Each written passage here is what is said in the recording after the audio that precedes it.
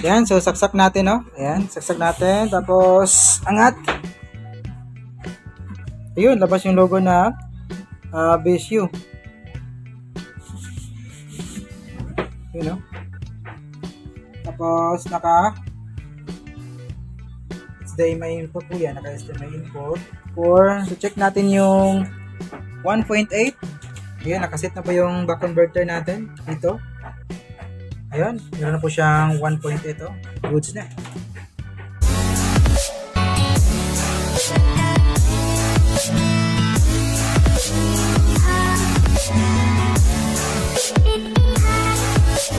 So, ayan, magandang araw na naman sa inyo lahat, mga paps, and welcome back sa ating channel, no?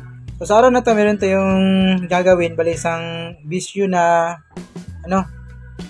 42 LED TV. So, old model pa to, kasi LCD pa siya. Ayan. So, ang problema nito una, walang standby, dead set, walang power siya. So, chinik natin, okay naman yung kanyang fuse. Okay naman yung kanyang primary, may supply naman. So, yung secondary, meron naman siyang 12 volts and 24. Pero yung 5 volts niya dito, meron 5 volts yun, no? Yung 5 volts niya, 3.5 lang yung lumalabas kasi bloated po yung capacitor natin dito na filter para sa kanyang 5 volts. So, ito. Pinalitan na po natin yan. Lagyan na po natin ng capacitance yan. Same voltage pa rin. And, ito rin. Bloated din to para sa kanyang 24 volts.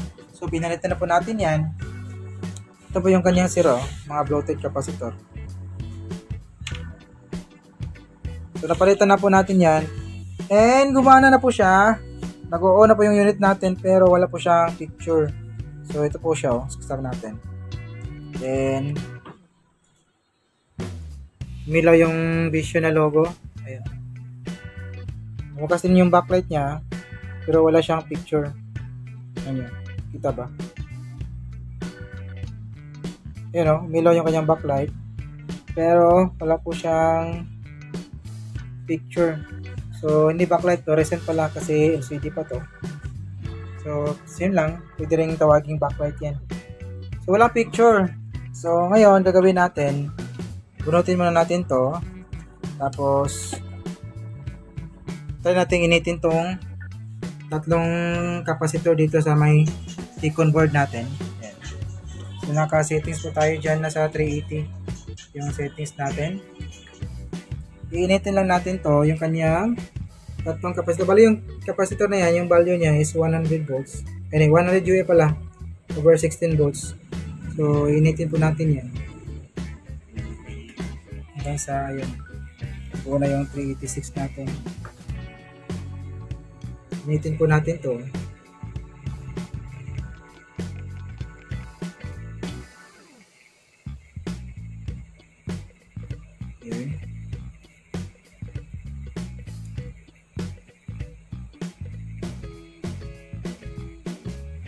Yan, hit na po yan, no? Then, saksak natin ulit. Then, angat natin. Ayun! Diba? Lumabas yung logo ng BSU. So, tingnan natin kung magtutuloy-tuloy pa yan. Napapakita ba yung kanyang input. Yan, naka-HDMI input po siya. HDMI 4. So, anong problema? Yung capacitor na 100 UF over 16 volts sa may T-con board natin. No? So, ang gagawin natin ngayon, papalitan natin to ng SMD rin na tulad nito kasi meron po tayong stock. So, yan, papalitan mo natin itong tatlong capacitor na to. So, paano natin nalaman ito yung problema? Bali, nag-check po tayo dyan. Gumamit po tayo ng ito. Bunutin muna natin. Gumamit po tayo ng ESR tester natin. No? So, sinek po natin lahat ng mga capacitor dito sa may T-con natin. And sinek po natin yung supply. Normal naman yung supply. Okay naman. So, wala talaga siyang picture na lumalabas. So, dito, nung mag-check tayo ng mga capacitor dito, yan ang mga capacitor niya. Ang daming capacitor, diba? So, dito lang po tayo nagkakaroon ng pagdududa. Nung mag-check natin yung mga capacitor dito. Ayun, no? Mababa po yung kanyang reading. Instead of 100 UF over 16 volts. So nasa mga ano siya, 0.02, so almost 0 na yan, pero tingnan nyo yung reading niya, mababa siya. Ang dumi na ng ESR natin so kailangan natin linisin yan. So ito namang isa, tutok natin dito. Ayan, mababa na rin siya, hindi na siya nakaabot ng 0. Ito niya ba yung 0? Medyo malabo na kasi yun So ito naman isa. Ayan medyo mataas pa pero nasa hanggang 2 lang. So instead of 0.02, almost 0 yan. So mababa na. Papalitan na po natin tong tatlong kapasitor na to. And pagkatapos natin mapalitan, testing na tayo. Okay, papalitan na. Tatanggalin lang muna natin yung thicken board natin. So ayan mga paps, napalitan na po natin ng bagong kapasitor yan. So wala po tayong 16 volts. So ang ginawa natin is available natin is 25 volts. So okay lang yan. Mas mataas, mas maganda. So ito po yung mga sira niya. So lagay ko lang dito yung kanyang mga kapasitor na pinalitan natin. So saksak natin. Yan, saksak. Tapos angat natin.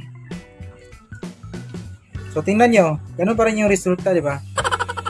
So ano pa rin yung resulta matapos ating mapalitan ng kapasitor. So nagkamali tayo ng troubleshooting.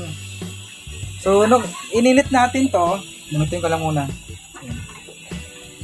Nung ininit natin to, nung inat air natin, gagana siya. So yan, kaya pinalitan natin. So nung natapos ating mapalitan, ganoon pa rin yung problema, walang pagbabago. So yung problema is hindi pa rin yung kapasitor, kundi meron tayong missing voltage galing sa may regulator natin ito. Saksak ko lang Ayan. Tapos para tayo ng tester. Ayan. Tignan natin yung tester ng DC. So naka-under po yung unit natin. Naka-under po yan. Ayan, lakas yung backlight niya. So dito, chinik po natin yung mga kapasitor dito. Kung ilan yung kanyang, meron ba siyang mga supply. So dito may nasukat tayong baliktad yung ground natin. So dito, yung kapasitor dito, tingnan nyo, meron siyang 3.3. Dito naman 1.2. Ito, yung kapasitor dito, meron siyang 5. Dito naman meron siyang 12. So dito, ayan wala po siyang supply.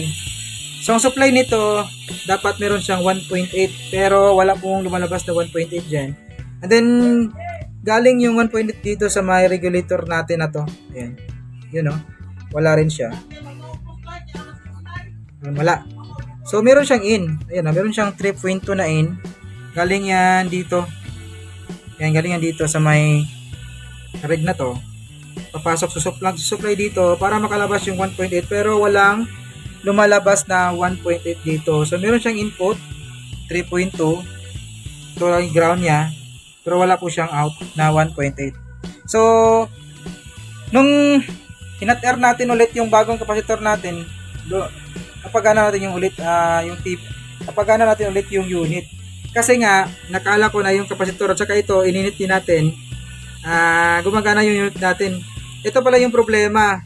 Kasi tuwing iniinit natin yung kapasitor dito at saka dito, natatamaan din yung regulator na to. Kapag napainit natin yung regulator na to, lalabas yung kanyang supply na 1.8 at saka magkaka-display yung unit natin. So subukan natin dito So off ko lang muna to. Yan, off ko lang muna.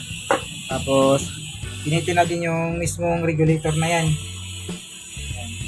Initin natin. Ito yung tatamaan natin yung regulator mismo na to. Naguguluhan ako dito kahapon, kaya hindi ko natapos kasi nakala ko na ibang kapasitor yung problema. Pero kung ininit yung kapasitor, gumagana siya. So ito pala yung rig na to. Kapag natamaan siya ng init, maglalabas yung kanyang 1.8. Pero pag lumalamig na, hindi po makalabas yung kanyang 1.8.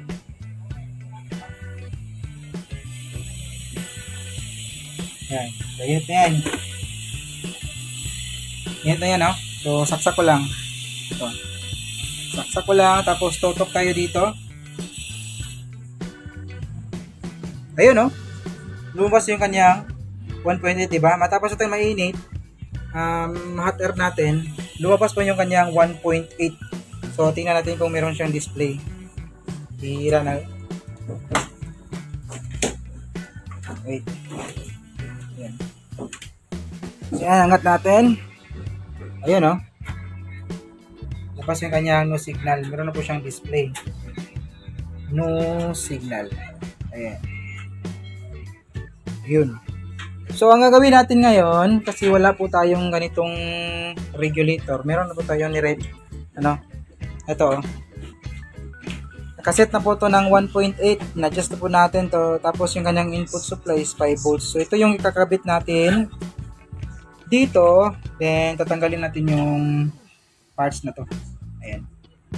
So, ayan, nakabit na po natin yung ating step-down back converter. Ayan, 3 amperes.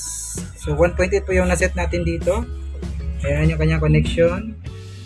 Input niya 5 volts. Tapos ground yung puti. Then, ito naman yung kanyang out. Pupunta sa 1.8 natin dito. Ayan. So, ito yung kanyang regulator na pinalitan natin. Saksak. Saksak ko to. Ayan, angat. Ayun, no? Labas yung logo ng VSU. Wow! So, yun na pala yung problema. Akala ko yung, yung capacitor. Pero at least, napalitan natin kasi medyo, meron pa naman siyang reading. Pero talaga, medyo weak na yung capacitance niya. Yung capacitor natin. Ayan, o. Okay na siya. Goods na siya. So, ayan. Hanggang dito lang yung video natin, o. I-arrest pa natin dito to. Glue stick na lang yung gagamitin natin dito para madikit dito, no? Yan, so hanggang dito yung video natin mga paps. Sana kahit paano may nakuha kayong ideas ting ginawa ngayon, no? Make a video as always, and this is your service Ryan Crystal Tech. See you in our next video. Bye-bye.